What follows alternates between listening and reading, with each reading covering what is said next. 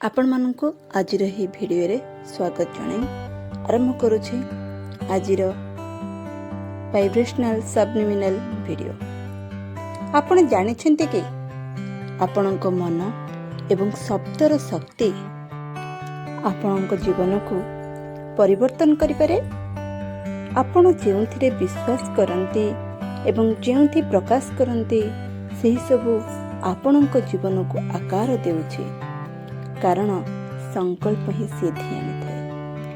ଏହି ମହାନ ଯାତ୍ରାରେ ଆପଣଙ୍କ ଆତ୍ମସମ୍ମାନ ଏବଂ ଆତ୍ମସ୍ନେହ ଆପଣଙ୍କ ପ୍ରମୁଖ ଶକ୍ତି। ପ୍ରତ୍ୟେକ ଶବ୍ଦ ଯାହା ଆପଣ ବ୍ୟବହାର କରନ୍ତି ସେଠି ଶକ୍ତି ରହିଛି। ଆପଣ ନିଜକୁ ଯେପରି ଦେଖନ୍ତି, ନିଜକୁ ଯେପରି କରନ୍ତି, ଯେପରି କହନ୍ତି, ସେହିପରି ହିଁ ଆପଣ ଅଭିବ୍ୟକ୍ତ ହେବେ।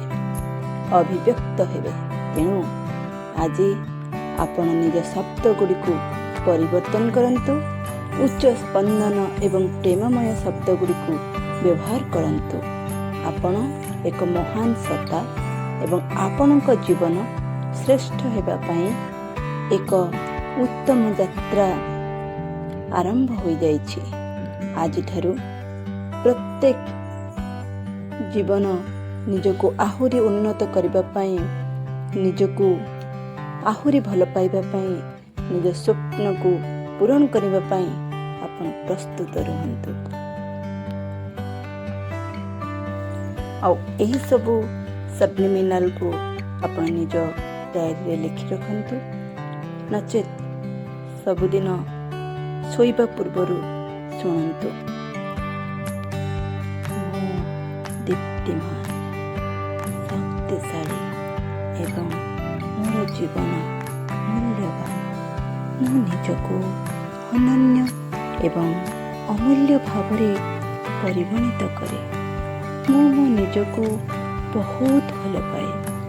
ମୋର ଶବ୍ଦ, ମୋର ଚିନ୍ତା ଏବଂ ମୋର କାର୍ଯ୍ୟ ଉଚ୍ଚ ସ୍ପନ୍ଦନ ଧାରଣ କରେ। ମୁଁ ଏକ ଶକ୍ତିଶାଳୀ ମନୁଷ୍ୟ ଯାହାର ସମସ୍ତ ସ୍ୱପ୍ନ ପୂରଣ କରିବାରେ ଶକ୍ତି ରହିଛି।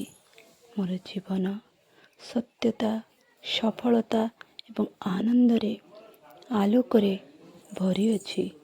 ମୁଁ ନିଜକୁ ବହୁତ ଶ୍ରଦ୍ଧା କରେ ଏବଂ ମୋର ନିଜକୁ ଗର୍ବ କରେ। ମୋର ଆତ୍ମସମ୍ମାନ ଅଛି। ମୋର ଆତ୍ମସମ୍ମାନ ଅସୀମ ଓ ଅକ୍ଷୟ। ମୁଁ ପ୍ରତ୍ୟେକ ଦିନ ନିତ୍ୟ ନୂତନ ଭାବରେ ନିଜକୁ ପରିଚାଳିତ କରେ ଏବଂ ପ୍ରତ୍ୟେକ ଦିନ ନିଜକୁ ଉନ୍ନତ କରେ। ମୁଁ ଉଚ୍ଚ ସ୍ପନ୍ଦନ ଶବ୍ଦ ବ୍ୟବହାର କରି ଜୀବନର ଶକ୍ତିକୁ ବୃଦ୍ଧି କରିଥାଏ। ମୁଁ ମୋ ନିଜକୁ ସ୍ୱୀକାର କରେ ଏବଂ ମୋ ଦୁର୍ବଳତା ଗୁଡ଼ିକୁ ମୋ ଶକ୍ତିର ଏକ ଅଂଶ ଭାବେ ଦେଖେ। ମୁଁ ଏକ ପ୍ରଭାବଶାଳୀ ବ୍ୟକ୍ତିତ୍ୱ। ମୋ ଆତ୍ମବିଶ୍ୱାସ ସହିତ ଚାଲିଥାଏ ଏବଂ ମୋର ଉପସ୍ଥିତି ସମସ୍ତଙ୍କୁ ପ୍ରଭାବିତ କରେ। ମୋର ଉଚ୍ଚାରିତ ପ୍ରତ୍ୟେକ ଶବ୍ଦ ଏକ ଶକ୍ତି। ମୁଁ ମୋର ସ୍ୱପ୍ନ ଗୁଡ଼ିକ ପୂରଣ କରିବା ପାଇଁ ମୋ ପାଖରେ ଆବଶ୍ୟକ ସମସ୍ତ ଶକ୍ତି ଏବଂ ସମ୍ଭାବନା ରହିଛି। ମୋର ଜୀବନ ଏକ ମହାନ ଯାତ୍ରା ଏବଂ ମୁଁ ଏହି ଯାତ୍ରାକୁ ସମ୍ମାନ କରେ।